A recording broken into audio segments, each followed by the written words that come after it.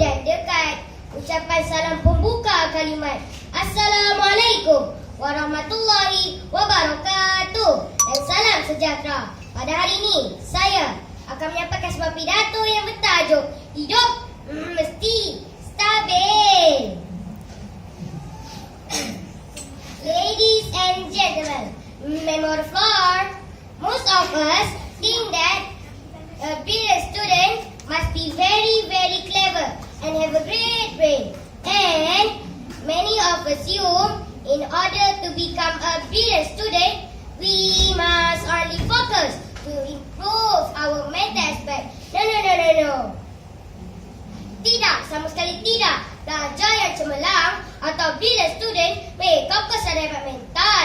Malah, mereka hebat spiritual, fizikal dan emosional. Ya, rohani iaitu mengenai Allah mesti stabil. Jasmani iaitu mengenai diri sendiri mesti stabil. Dan emosi iaitu perasaan baru mesti stabil. Barulah kita bisa pingkas bangkit menjadi seorang brilliant student. Sekian, wabillahi taufiq wal hidayah. Assalamualaikum warahmatullahi wabarakatuh. Alright,